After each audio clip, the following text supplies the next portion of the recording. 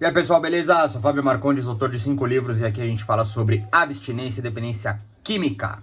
Hoje eu quero falar com vocês sobre ninguém para de beber, usar drogas ou o seu vício determinante se tá tudo bem, se tá bom, se tá gostoso. E isso é muito óbvio, né? Mas eu vou trazer algumas relações porque existem muitas verdades e eu descobri algumas coisas interessantes que eu acho que vale a pena ser compartilhada, tá bom? Mas antes eu te convido para se inscrever no canal, caso não tenha se inscrito ainda. E a minha reflexão, ela começou da seguinte maneira. Existem algumas pessoas que conseguem beber, usar drogas, entre outros vícios, né? É que outros vícios, eles ficam com uma realidade um pouco diferente. Porque, por exemplo, um vício em pornografia, jogo, compras, comida, né? Por que não? Esporte, né? Mas é um parênteses aí que também é muito complexo sobre o juízo de valor em ser bom ou ruim. Mas vamos trazer então para o álcool e a droga. Existem pessoas que conseguem beber, e beber muito, tá? E não passam mal. Elas não ficam com ressaca, com dor de cabeça, não vomitam.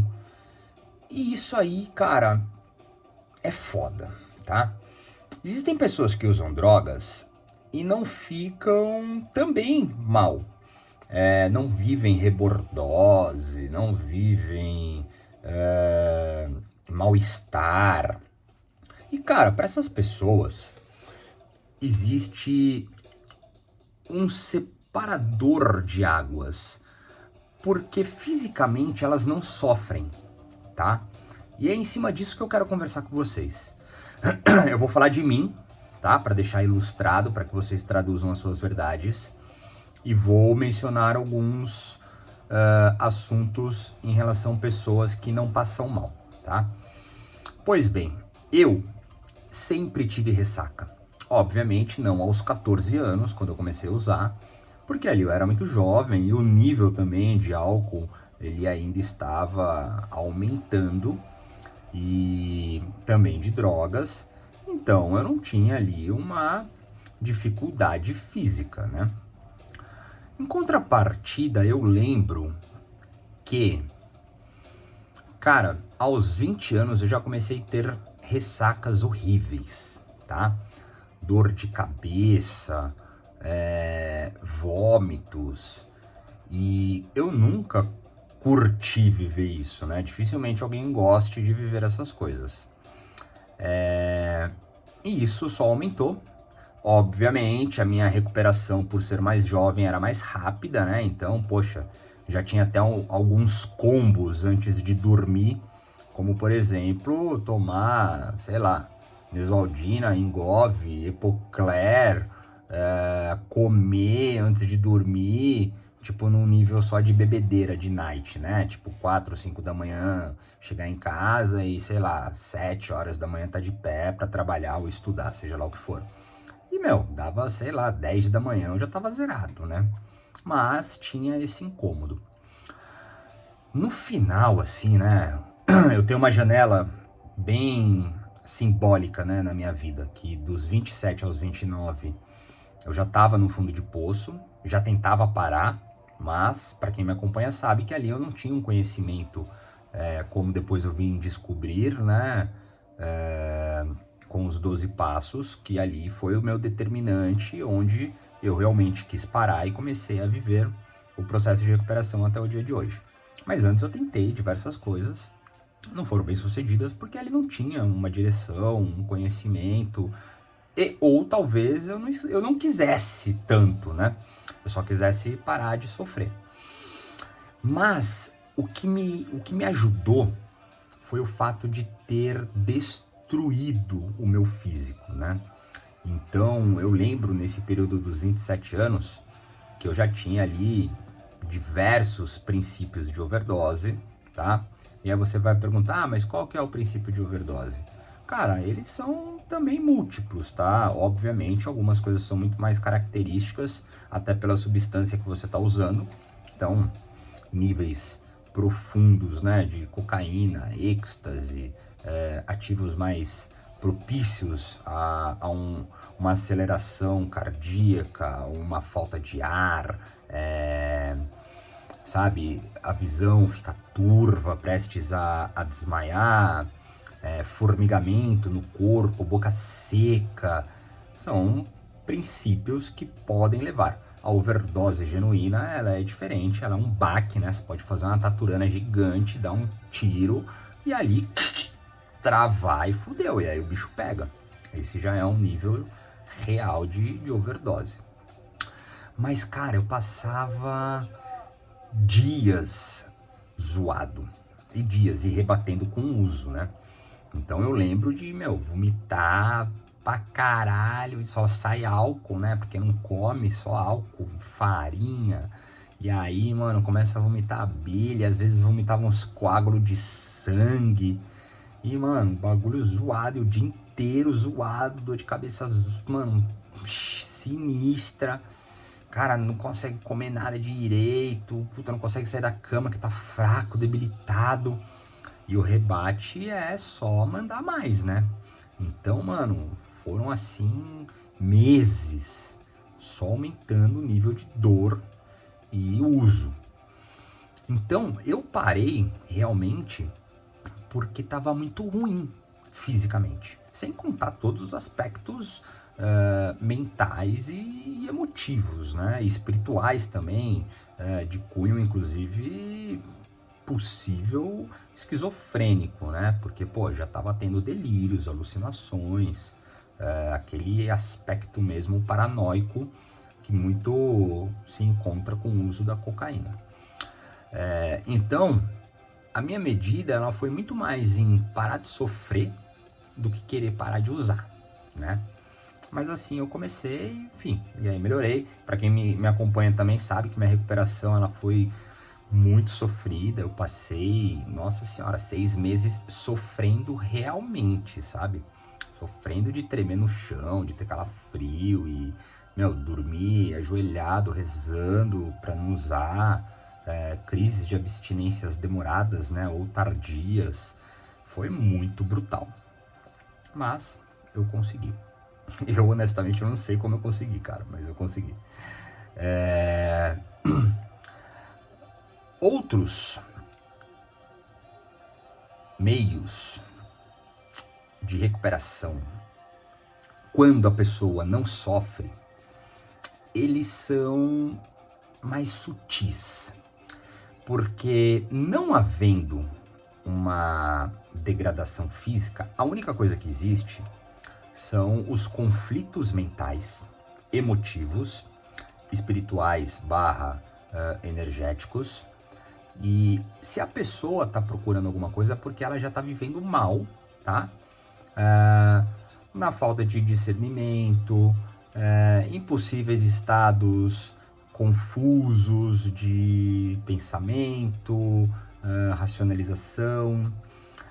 Talvez o que esteja incomodando já seja aquele vazio que vai dominando o peito, uma inabilidade mesmo de lidar com as coisas, muita ansiedade, muita tristeza, melancolia, depressão, pensamento suicida, e o característico do vício que é não conseguir ficar sem, tá?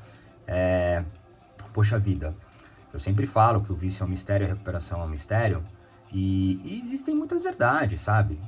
Por exemplo, tem pessoa que bebe, cheira, fuma, usa todo dia, tá? Quando não, super cruzado, né? Faz tudo isso e ainda é viciado em pornografia, prostituição, jogos, compras. Então é um bololô maluco.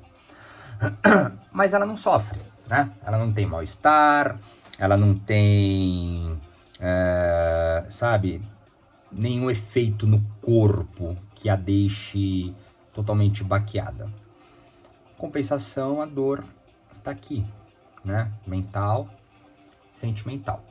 E eu tô dizendo isso pelo seguinte, eu conversei com uma pessoa e ela trouxe algumas características da realidade dela, né? Que é uma pessoa que vive em constante dor física, e ela acostumou a viver com essa dor física e, exceto momentos muito altos, né, de dor, o constante ela lida bem.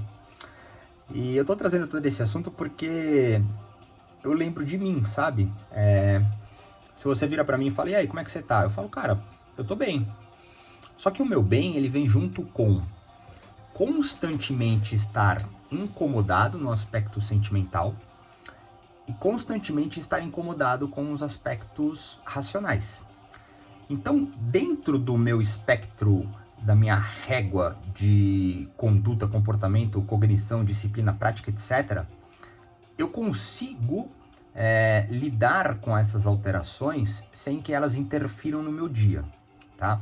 E o que eu quero dizer é o seguinte, eu tenho dor, eu tenho dificuldade, mas ela é invisível, tá? E agora, fazendo uma associação, porque é esse o nível de raciocínio que eu quero trazer com vocês, para uma pessoa que não tem uma debilidade física com o uso, o que ela tem é também uma dificuldade invisível. Sendo invisível, é mais difícil de ser trabalhado. Porque é muito mais fácil uma pessoa chegar aqui totalmente destruída, falando, cara, eu quero parar. Eu quero parar. Geralmente as pessoas falam, né? Ah, eu preciso, eu tenho. Aí eu falo, cara, beleza, com certeza. Quem tá na Cracolândia também precisa e também tem, tá? A diferença é você querer, você quer. Porque se você quer parar, é outra história. E então a pessoa chega aqui, sabe, funciona, vai pro trabalho, estuda, fica com a família, se relaciona, sabe? Beleza. Não passa mal. O que tá pegando então? Cara, tá pegando o invisível. E como é que faz para trabalhar o invisível? Tem que colocar tudo na mesa e tentar identificar as possíveis origens de possíveis verdades para possíveis soluções. Mas essa pessoa ela vai ter muito mais resistência, porque ela funciona, tá? E aí uma coisa que é muito natural são as pessoas irem representando, identificando e achando que tal coisa acontece por causa de tal coisa. Que também pode ser verdade, como por exemplo, eu não tenho problema com álcool, eu só tenho problema com cocaína. Beleza. Aí então a gente vai trabalhar a cocaína, tá bom. Ficou bem? Tá bom, ótimo. A ideia não é cagar regra, não é ser dono de toda a verdade. Para quem frequenta grupo de 12 passos, tudo isso é uma afronta. Como assim? Eu já fui afrontado, né? Porque eu vivi ali aquela realidade muito funcional, que para mim é a melhor ferramenta que existe, e que é realmente rígida num aspecto de entendimento real sobre não existir meios possíveis de redução. Não ser possível ter lapsos e continuar caminhando, tá? É uma abstinência completa e absoluta sem que haja interrupção, tá? E sem que haja, inclusive, o uso de álcool, maconha, tá? Porque são aspectos que partem todos de uma mesma origem, né? Como eu sempre falo, a adicção, doença migratória, a partir dos estudos que eu estou fazendo e associando aquela metáfora bem lúdica, alegórica, arquétipa, seja lá o que for, que eu faço com a árvore, a sua estrutura, a sua raiz, o seu caule principal e as ramificações todas de uma mesma origem, tá? Então corta-se um nível de vício, outras podem se manifestar. Podem, tá? E podem, inclusive, nascer do próprio ramo cortado uma continuação do mesmo. Dentro disso, não havendo, né, esse aspecto de debilidade física, tem que ser feito um trabalho muito honesto, muito transparente, tá? Porque aquela mesma pessoa, como eu estava dizendo há pouco, chega totalmente derrotada, cara, ela vai procurar desesperadamente parar com tudo, tá? Uma pessoa que chega funcionando, ela vai querer tirar só aquilo que ela entende que faz mal. E muitas vezes é só a cocaína, né? E é um caminho perigoso. Pode dar certo. É mais difícil, mas é perigoso. Então, quando se entende que ainda tá bom, tem que começar a analisar. Porque se ainda tá bom de aspecto físico, corporal, material, o que não tá bom é o subjetivo invisível. Sendo o subjetivo invisível, não acessamos, para acessar, o corpo tem que estar pronto, ou seja, sem que haja interferência no aspecto racional, tá? Para que o nível de entendimento, discernimento, compreensão, sanidade, lucidez, etc., na questão intelectual esteja pronta, propícia, em nível de preparação para um autoconhecimento real, também é necessário que não haja interferências externas, de subterfúgios externos, distrações, migrações, compensações, etc. Tá? Porque só assim a gente chega no sentimento. E chegar no sentimento é a grande tarefa. Tá? Quando chega-se no sentimento, a gente pode abrir uma janela paralela, para quem gosta, nos aspectos espirituais, energéticos, etc. Mas está tudo no sentimento. Então, é uma dor, é um incômodo invisível. E é muito mais delicado, é muito mais difícil trabalhar, porque tem apego a pseudo ou possível realidade, se não ilusão, de um funcionamento, tá? Porque não há destruição física. A destruição é invisível, é mental, é sentimental, é espiritual, é energética. E essas coisas, elas não são reais, aspas, né? Mas por que então incomoda? Calma aí, se tá tão bom assim, por que tá ruim? São esses os questionamentos, são essas as buscas da honestidade. Quando eu falo, nós temos que viver a transparência, a honestidade, o diálogo, é porque nós não encontramos as nossas honestidades de forma real. E não é que não encontramos porque estamos omitindo, mentindo, deixando oculto. É porque nós não enxergamos. É porque confundimos as realidades. Porque às vezes podemos estar dissimulado, tá? Ou pode ser então que até funcione, mas tem que descobrir uma outra maneira de funcionar. Porque se há dor, se há sofrimento, perda, prejuízo, alterações de humores constantes, entre outras milhares de questões, então alguma coisa não tá legal, alguma coisa não tá boa. Porque ninguém para com alguma coisa que tá bom, entendeu? Se tá tendo prazer, alegria, satisfação, vivendo bem, não, a conversa ela nem existe para esse tipo de pessoa, tá? Agora, se ela vive tudo isso e também algo ruim, que não afete o corpo, mas a incomode muito, então é um trabalho que tem que ser feito de uma forma investigativa muito profunda. Porque vai ser mais difícil aceitar que talvez esse nível de incômodo esteja sim vindo destes objetos determinados de vício. Entendeu? Então é muito complexo. E eu quis trazer essa relação para vocês porque são pontos conflitantes muitas vezes para as pessoas que funcionam. Pessoas, inclusive, com, sabe, um autoconhecimento, inteligentes, enfim, que conseguem rebater, né, no aspecto intelectual ou na justificativa real também com a sua funcionalidade, tá? Mas ela não pode descartar a dor. E para a gente encerrar esse raciocínio, uma das coisas que são muito perigosas e que acontece muito é a pessoa rapidamente achar que está bem. Então inicia-se um processo que obviamente vai gerar uma melhoria se a pessoa se empenhar nela, e é como se numa arte marcial ela graduasse para a faixa seguinte e parasse. Cara, tem até a faixa preta, tá? Agora, se ela vira e fala, não, eu só quero virar faixa azul, por exemplo. Beleza, então vamos trabalhar para virar faixa azul. Ponto. A pessoa ela não pode achar que, graduei, troquei de faixa, virei faixa preta. Calma, é só um primeiro momento. Você tá melhor assim? Legal, mas não trabalhou o entendimento real sobre si. E, muito provavelmente, se não, com certeza, vai se fuder.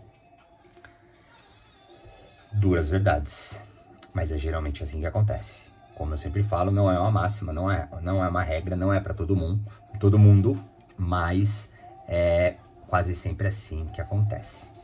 Beleza? Então reflita, é uma conversa livre de reflexão para ver se por um acaso existe algum nível de resistência, de apego, de negação, se você é uma pessoa que não tá fodida fisicamente e não consegue entender que talvez para você seja até mais difícil, tá? Porque o fato de você não ter uma destruição física, né, ou externa, espacial, que envolvam de repente pessoas, coisas, enfim, tá tudo dentro de uma natureza subjetiva invisível. E para trabalhar isso é muito profundo, porque no final das contas, diferente de quem chega totalmente arrebentado, que aí, ali a gente inicia um nível de limpeza, aspas, das substâncias, fortificação do corpo, para então chegar ao nível racional e todo aquele trajeto que eu sempre falo para vocês. Talvez você pule essa etapa e precise vir direto para o racional. Se você tiver um racional muito sagaz, talvez nunca chegue no sentimento. Ou as pequenas liberações de possíveis entendimentos embrionários, iniciais do sentimento, não sustentem todas essas outras realidades. Então é muito trabalho, é muita verdade, é muita solução de muita origem para poder viver melhor. Beleza? Mas é isso. Ficamos por aqui. Se quiser falar comigo, tem os meus contatos. Se quiser mandar uma pergunta ou sugestão, fica à vontade. Valeu!